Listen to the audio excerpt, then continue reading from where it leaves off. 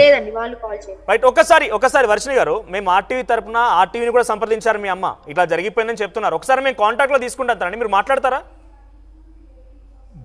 తీసుకోండి. రైట్, ఒకసారి RTV PCR try చేయండి వర్షిణి వాళ్ళ తల్లిదండ్రులతో. నేను రాంగ్ అని మీకు చెప్పి ఇన్ఫార్మ్ చేస్తాను. బిఫోర్ దట్, సో ఇప్పుడు మీ ఇద్దరు ఇలా బయట తిరుగుతున్న నేపథ్యంలో ఎటువంటి సమస్యలు ఎదురవుతున్నాయా? చాలా ఆరోపణలు రకరకాలుగా మీ పైన గతంలోనే అటు అఘోరి సింగిల్గా వెళ్ళినప్పుడే అనేక సార్లు అడ్డుకోవడం, తనని ఫాలో అవ్వడం రకరకాలుగా జరిగింది కదా. ఇప్పుడు కలిసి వెళ్తుంటే ఎటువంటి సినారియో ఫేస్ చేస్తున్నారు మీరు సమాజంలో?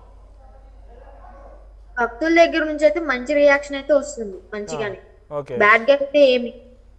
కొంతమంది పని కట్టుకొని ఉంటారు కదా, ప్రతి సభ్య సమాజంలో గుడ్ ఎంతో బ్యాడ్ కూడా అంతే ఉంటుంది. ఎలిగేషన్ చేసేవారు చేస్తూనే ఉంటారు. ఇష్టానుసారంగా ఒకరిది ఒక్కొక్క థింకింగ్ ఉంటది. అది నేను ఎప్పుడైతే నేను పట్టించుకోను, నా వేలో నేను వెళ్తూనే ఉంటాను. Okay, right. ఆర్టీవీ చూస్తున్న వ్యూవర్స్ అందరికీ ఒక రిక్వెస్ట్. నేను అఘోరి అమ్మతో మాట్లాడుతున్న వెరీ ఫస్ట్ ఒక తెలుగు మీడియా లైవ్ ఇంటరాక్షన్ లో పాల్గొన్నారు అఘోరి అమ్మ.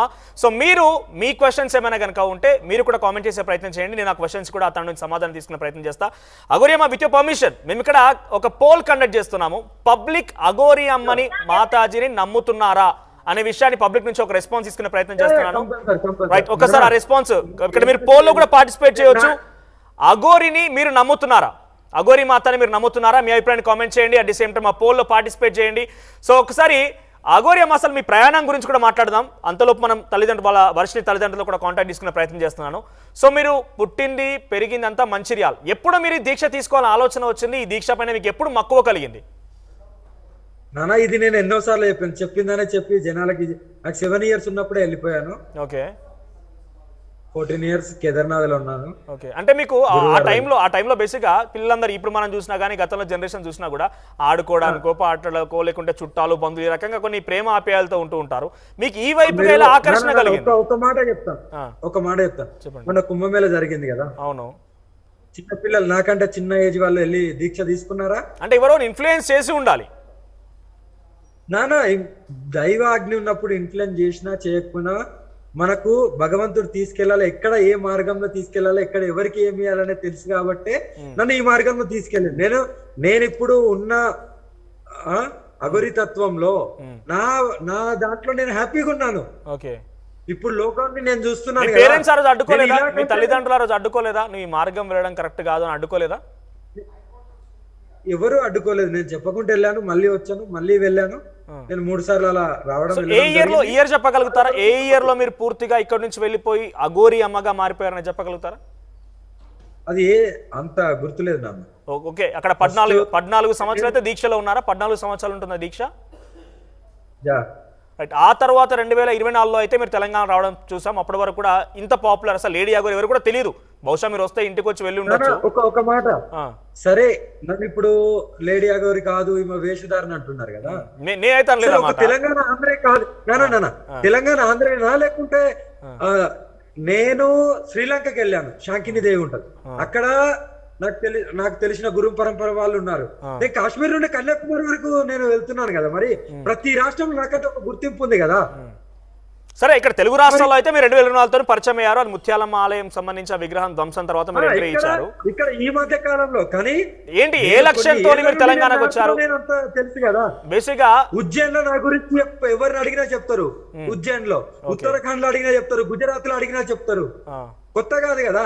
తెలంగాణ ఆంధ్రకు తెలుగు రాష్ట్రాలకి ఏంటంటే నేను పుట్టిన గడ్డ కదా. ఓకే, ఏ లక్ష్యంతో వచ్చారు? అంటే బేసిక్ గా మీలాగా పూర్తిగా దీక్ష తీసుకున్న దీక్షాపరులు కానివ్వండి, అఘోరులంతా కూడా ఎక్కడో సుదూరంగా ఉంటారని చెప్పి చిన్న చిన్న సినిమాల వరకు మాత్రమే చూసేవారు మన సామాన్య జనం. అయితే తెలంగాణలోకి మీరు ఎంట్రీ ఇచ్చిన తర్వాత వాళ్ళకు కొంత నిజ జీవితంలో కూడా ఉంటారనేది అర్థమైపోయింది. సో మీరు ఏ లక్ష్యంతో తెలంగాణకు అడుగు పెట్టారు? నేను ఒకటి క్లారిటీ ఇస్తాను. నేను దీనికి కూడా ఇప్పుడు నేను ముత్యాలమ్మ దగ్గరికి వచ్చి పోరాడాను నాన్న. పోరాడిన తర్వాత దాని తర్వాత ఇంకో 6-7 గుళ్ళు ధ్వంసమైనాయి. ఇంతమంది ఉన్నారు, దీక్ష తీసుకున్న వాళ్ళు ఉన్నారు, ఇంతమంది పీఠాధిపతులు ఉన్నారు, ఇంతమంది స్వామీజులు ఉన్నారు. ఒక్కరన్నా వచ్చి మాట్లాడారు ఒక మీడియా ముందుకు తప్ప? ఒక గుడి కాడికన్నా వెళ్ళి మాట్లాడినా నాన్న? చెప్పండి, ఇది ఒక్కటి మాట్లాడిన. మన ఆర్టీవీ ఎంతో మందిని ఫోకస్ చేసింది.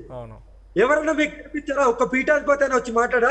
ఒక మీడియా ముందుకు వచ్చి ఇలా చేయొద్దు నా గురించి మాట్లాడారు తప్ప ముత్యాలమ్మదో లేకుంటే ఆంజనేయ స్వామి విగ్రహాలు ధ్వంసం చేసినప్పుడు నవ విగ్రహాలు ఎవరన్నా మాట్లాడారా నాన్న?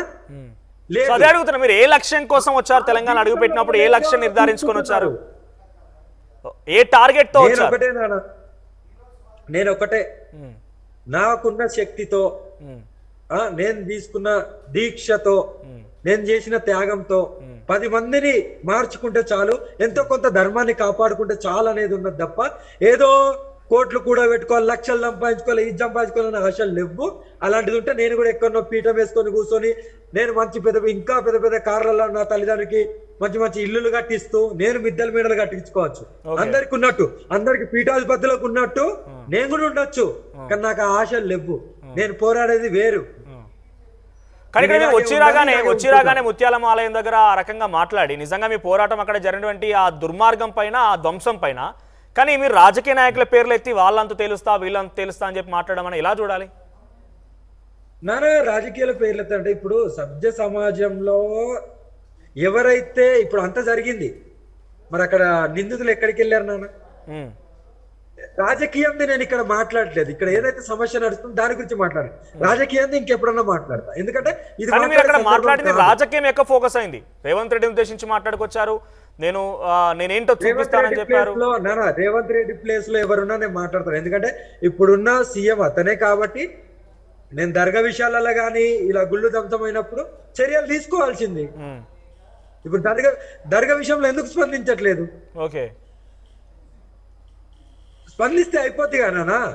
సో మీరు ఎక్కడికి వెళ్ళినా కూడా ఇదే రకంగా శ్రీ కొమరవెల్లి మల్లికార్జున స్వామి దగ్గరికి వెళ్ళారు, మీరు వెమ్లవాడకి వెళ్ళారు, ఎక్కడికి వెళ్ళినా కూడా ఒక హాట్ టాపిక్, ఒక సంచలనమే అక్కడ. సో గొడవ జరగడమా, పోలీసులు రావడమా, ఇంకా రకరకాల జరుగుతుంది. అసలు ఎందుకు జరుగుతోంది అంటే మీ తప్పు ఏదైనా ఉందా, లేకుంటే మిమ్మల్ని చూసే విధానంలో తప్పు ఉందా? నా తరపునైతే ఏది తప్పు ఉండదు. నేను సర్వసం శివం అని బతుకుతున్నదాన్ని. నాకు మిమ్మల్ని ఎవరు కాదనలేదు. మీరు దీక్ష పూనారు, దైవం కోసం అంకితమయ్యారు, అంతా ఓకే. నేను అదే చెప్తున్నాను. నేను ఎందుకు అలా ప్రవర్తిస్తానంటే నాకు భంగం కలిగించినప్పుడు నా రక్షణ కూడా చూసుకొని నేను అలా చేయాల్సి వస్తుంది. తప్పులేదు. నేను నిద్రపోనియరు, నన్ను సెల్ఫీలను ఇంకోటని నిద్రపోనియరు, వాష్రూమ్ వెళ్ళనియరు, భోజనం చేయనియరు. ఎవరైనా భక్తురాలు ఇంటికి పిలిస్తే అక్కడ కొద్దిగా కాంట్రవర్సీగా చేయడం, ఇలాంటివి జరుగుతున్నప్పుడు నాకు భంగం కలిగించినట్టే కదా, ఆటంకం అయినట్టే కదా. మరి అక్కడ నేను మాట్లాడుకుంటే అలాగే వెళ్ళిపోతున్న అయితే ఉండరు కదా. కనీసం కృత్య భోజనం చేయాలన్నా, నిద్ర ఉండాలి. కానీ మీరు ఇంత దీక్ష పూనుకొని దైవానికి అంకితైనప్పుడు చాలా ఓపిక, దేవుడు లాంటి వాడి భూమాత, దేవుడు లాంటి వాళ్ళు చాలా మంది కూడా మనం ఏ సమస్యలు చెప్పినా కూడా మన సమస్యను తీర్చడం కోసం చాలా ఓపికగా వింటూ ఉంటారు. అటువంటి పూర్తిగా దీక్ష పుణ్య మీరు ఓపిక నశించిపోయి ఏకంగా కత్తులతో దాడి చేయాలన్నా? శ్రీ మల్లికార్జున స్వామి ఆలయంలో మీరు కత్తులతో దాడి చేసిన విజువల్స్ కూడా కొన్ని వైరల్ గా మారాయి. మంచిగా అడిగినావు నాన్న, దానికి నేను సమాధానం. దిస్ ఇస్ కలియుగంలో కొన్ని మాటలతో చెప్పచ్చు, కొన్ని చేతలో చెప్పచ్చు, రెండు విధాలు.